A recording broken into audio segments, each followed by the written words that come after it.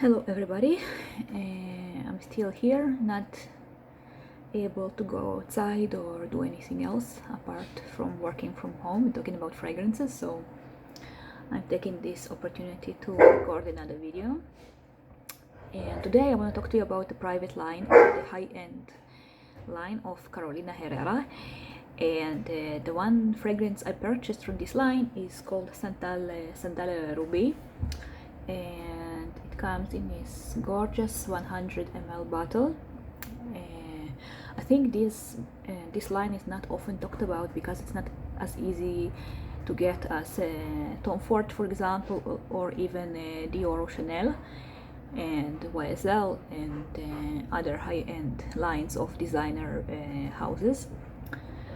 I actually added this one to my wish list on Fragrantica, and a few weeks later I've seen this line in one of the private boutiques here in Israel where I live, and I was able to sample, I think, about 4 or 5 of them, but my eyes were on this one because this one is the one that fascinated me the most, and I did not purchase it from there, unfortunately, because the prices were really high. Usually 100 ml bottle retails for around $250 approximately, but sorry about that. In the store I visited, it was much higher. It was closer to $400, and I decided to contact one of my fragrance sellers, and I got this tester for less than that, so I had to wait a little bit to actually get this one. So the thing I have to say about the high-end line of Carolina Herrera, sorry, I need to calm my dogs for 1 second. Alma, belly. Yeah, it's raining here and we are in lockdown, so the dogs are a bit energetic. So I was really impressed by this line because I don't find the regular fragrances from Carolina Herrera to be to my taste. I don't think they're necessarily bad, but just I don't particularly enjoy them. But I was really impressed by the high-end line, and I do hope to be able to purchase more fragrances from this line because I have about 3 other fragrances on my wish list. I think I don't remember the names, but one is leather, one is patchouli, neroli, and another one, I think it's the amber one. So if I get them, I will review them as well.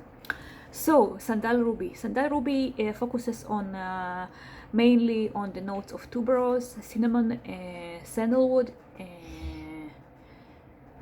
what else, patchouli, and ciderwood and musk a little bit underneath, but mainly tuberose, ciderwood, and patchouli. I'm sorry again. Alma Pepe. So yeah, what I like about this one is that it is first of all, the notes of cinnamon and tuberose and patchouli and sandalwood are my favorite notes, together with jasmine. So I was really curious about the combination of this combination of my favorite notes together. So this is why I added it to my wish list. And what I like about the creation of Sandal Ruby is that they managed to create a really well balanced, really nice blended fragrance. And when you combine such a dominant note such as tuberose and patchouli and even cinnamon, sorry, on my skin is pretty dominant, it's very hard to get them not to stand out too much and take over the show. For tuberose is very dominant usually, and it's very strong, but in this one the main players or the notes, they play very well together, meaning that they complement each other and they do not take over the creation. So the result is a fragrance that is on one hand it's pretty spicy. You also get black pepper, especially in the opening, and you definitely can smell the tuberose. But the tuberose gives this fragrance this sweetness and little dirtiness, but not it does not take over, and it's not a white floral tuberose fragrance. The tuberose gives this fragrance this little bit sweet dimension to the otherwise really spicy creation. And the cinnamon and the patchouli gives density to this fragrance. It gives this spicy character. I really love the cinnamon in this one. And the black pepper, especially in the opening, in the first hour, is really spicy and nice. And the sandalwood is also gives this fragrance, creaminess, and this smooth texture. You cannot really, I personally, sorry, maybe you can. I personally cannot sense a strong scent of sandalwood in this one, but I do feel that it gives this creaminess. This it makes the other notes, the spicy notes, the cinnamon in the patchouli, it keeps them a little bit more smooth, and it prevents them taking over and making this fragrance a patchouli dominant fragrance or a little bit too spicy. So I think the balance of this one is really something to give credit to Carolina Herrera, because I don't think it's easy, and I don't think I smelled a lot of fragrances that succeeded in making these notes play so well together. And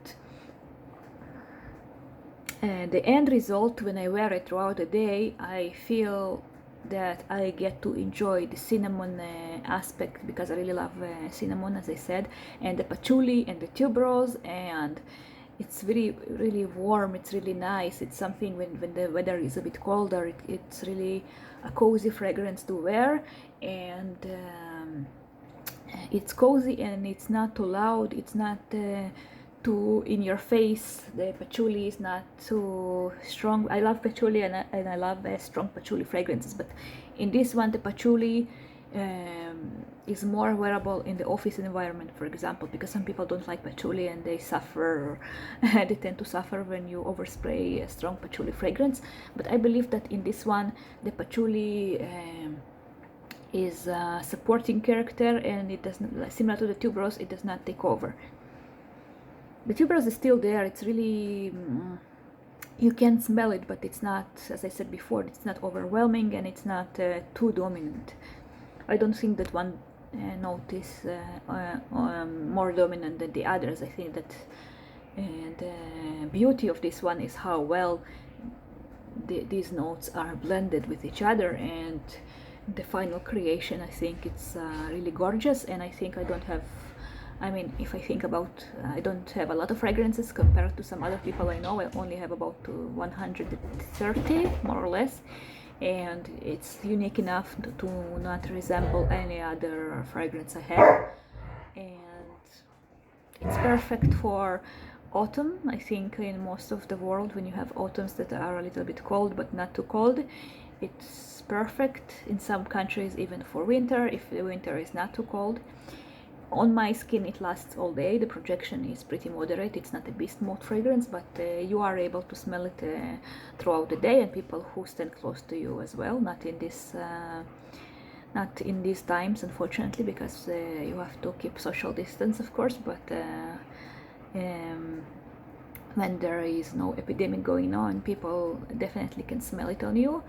And I get a lot of compliments for this one. People notice it, and people usually react very positively to this one. I think one of the reasons people react so positively is that because it's so well balanced, and you don't get this in your face tuberose or in your face patchouli or in your face cinnamon, but it's really a well balanced round creation. So I think Carolina Herrera did really well with this one. I think if people will be able to order samples and try this one out, it will be pretty popular, at least in the niche high-end community. People who, sorry, I found it. I asked it's my video in the background.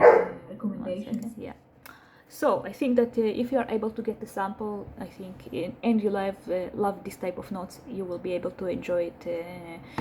You will be able to enjoy it really much. And that's it. I would love to hear if you tried other fragrances from this line, because I consider buying them, and I did test them at the store, but I test them on paper, not on my skin, so I'm still not sure how they will perform personally on me. So if you try them, I would love to hear your thoughts.